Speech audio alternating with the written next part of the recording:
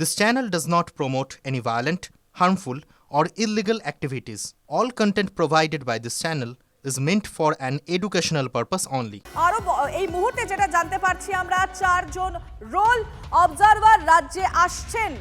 SIR এর কাজ খতিয়ে দেখতে আরো 4 পর্যবেক্ষক পাঠাচ্ছে নির্বাচন কমিশন। এর আগে আমরা দেখেছি বারংবার তারা এসেছেন, আর এবার আরো 4 জন। এবং এক্ষেত্রে আমরা আগে যেটা দেখেছিলাম, প্রত্যেককে জেলা ভাগ করে দেওয়া হয়েছিল তাদের সমস্ত খুঁটিনাটি সমস্ত বিষয় খতিয়ে দেখার জন্য, আর এবার আরো 4 জনকে পাঠানো হচ্ছে।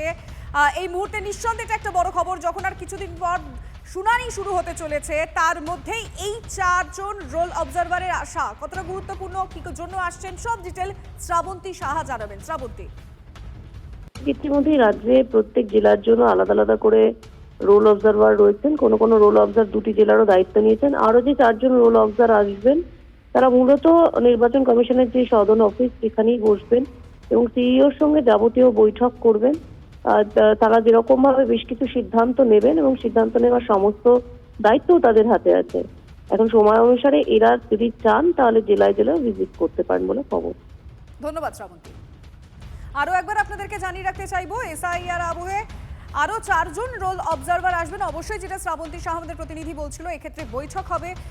এই 4 জন যারা নতুন করে আসছেন, মানে এর আগেও যেহেতু এসেছেন অনেকে, আর এই 4 জনের কি কি ডিউটি হবে, কি কি কাজ হবে, কোন কোন জেলা মূলত দেখবেন, এই সব বিষয়গুলো এই বৈঠকে আলোচনা হবে। নজর থাকবে।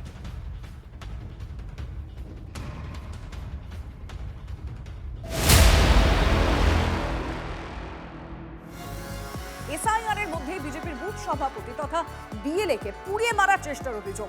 গভীর রাতে আগুন ধরিয়ে দেওয়া হয় সুজিত বিশ্বাসের বাড়িতে। বিজেপি নেতাকে খুনের চেষ্টার অভিযোগ তৃণমূলের বিরুদ্ধে। কোনো ক্রমে প্রাণে বাঁচে বিজেপি নেতার পরিবার। ঘটনার সামনে আসতেই শোরগোল জগদ্দলের কাউগাছিতে। বিজেপি করায় ও বিএলএ হওয়ায় হুমকি দিত তৃণমূল, এমনটা দাবি সুজিতের।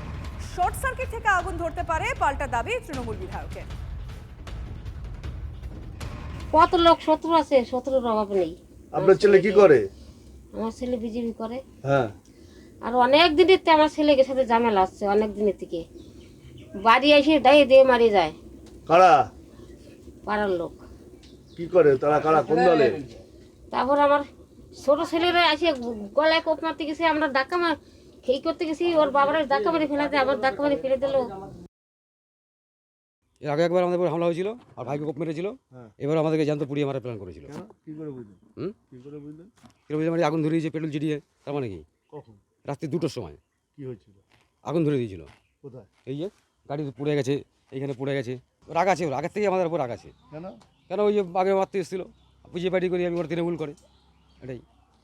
বিজেপি করেন বলে আমি বিজেপি করি, হ্যাঁ বিজেপি করি বলি আমাকে ওপর টার্গেট।